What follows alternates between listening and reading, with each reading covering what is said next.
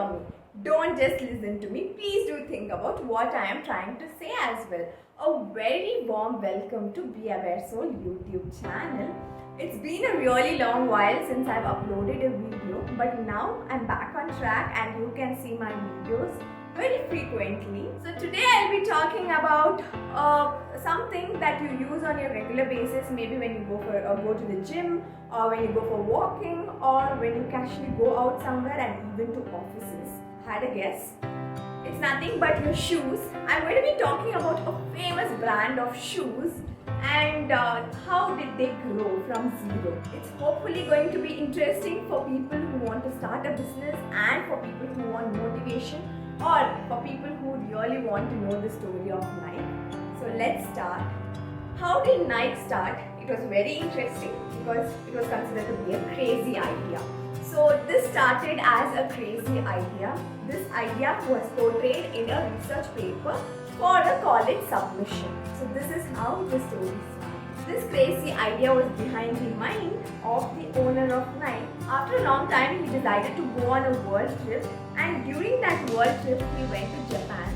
And at that point, he wanted to research more on that crazy idea. He wanted to know more on how much potential this crazy idea had. So that was the beginning. He went to a company and he was very much fascinated by what all was produced in the company. He could see the amount of progress the company called Nike could make if he started a company. But do you think in the start itself he named his company as Nike? No. He named it as Blue Ribbon. So how did it start? He went to this Japanese company and he wanted to get some sample products. So this Japanese manufacturing company asked them, what is the name of your company? And he instantly said it was Blue Ribbon, but there was no such company. He wanted samples to be shipped to his father's house, and later on, immediately what he did was he went from Japan to his home and he very eagerly waited for the sample. The sample did take really long, but it did reach. When it reached, he realized that this has potential, and he started the company with the name called Blue Ribbon. He saw the potential, there was a lot of demand and there was less supply. He used to go out of stocks immediately, but there was not a lot of money that was left over with him. Because after seeing the growth of this company, obviously anyone would think about expanding the company. So he needed money for the expansion.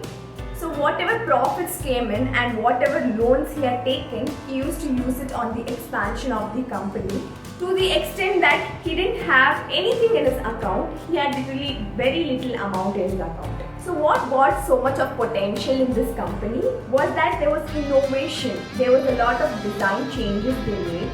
They made items according to the requirement of a particular sport. Let's say for athletics, they made shoes that were lighter so that the person can run faster. They made shoes with lighter foams but puffier foams. So they made a lot of changes in the shoes, and this interested the people. There were a lot of designs, there were a lot of colors. All of this attracted customers towards Blue Ribbon. So if Blue Ribbon was working so well, what was the problem? Why did Nike emerge?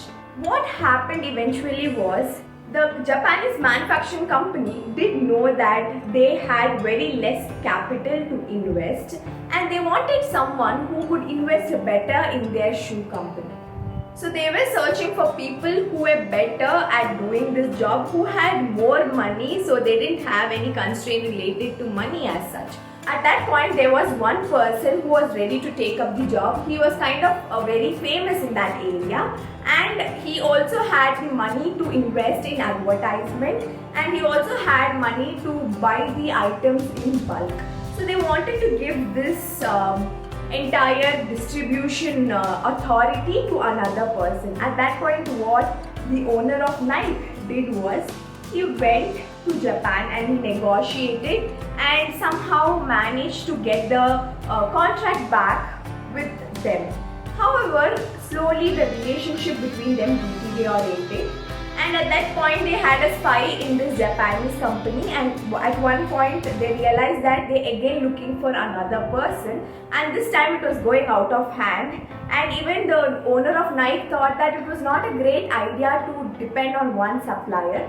So he started searching for different suppliers across the world, like places like Taiwan and other places, so that he could get supply from different regions. Now there was a realization that this contract or this relationship with the Japanese manufacturing company and Blue Ribbon is going to break at any time. So they wanted to start a new brand now. So they were working behind the scenes on Nike. To get this name Nike, it was a great struggle because the owner was not satisfied with every name the employees suggested.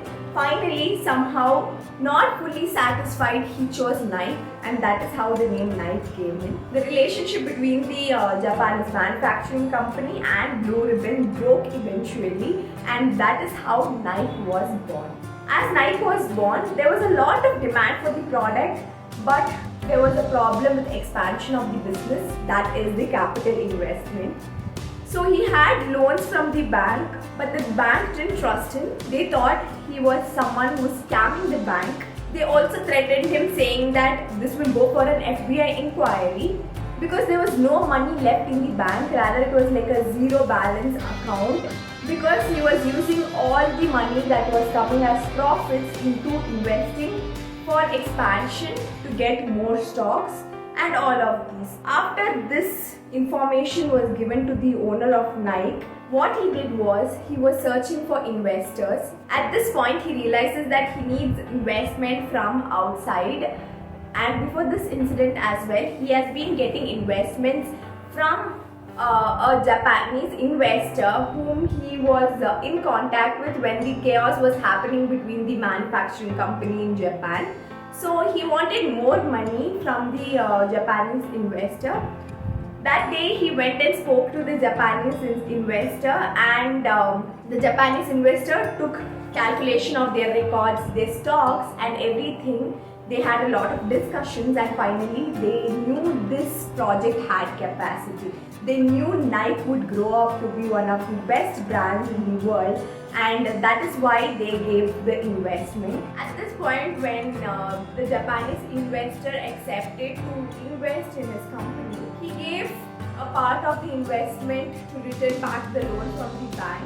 It was not just the legal and the financial crisis that Nike went through. There was another problem. There were dirty tricks played by the competitors. What they did was, since Nike had a lot of products that were coming from out of country, that was from places which had cheap production costs, they pushed the government to enforce tax on Nike. And for this, Nike had to go through a long legal battle to have a fair decision to be made. So we've seen a lot of things about Nike, how the startup had stage by stage of growth. As a summary, we can say that in this story you can learn that if you are going to start a business, there might be situations where you might go bankrupt. You need to take a lot of risks in your life, and you need to think about what decisions you are making. You should have a proper thought on the decisions you are making, because one decision can make a big change in your business. And despite the stress and despite the problems, you should not give up on your idea. A crazy idea can become a global sensation. So every time you have some idea, have a thought on it. If you trust yourself, then you can move on. That is another thing we learned. You need to trust yourself. So I hope you like this video. Thank you. Have a nice day. Please do like, share, comment and subscribe. And I will come up with the next video in the next week. So see you. Bye. Until then, take care of yourself.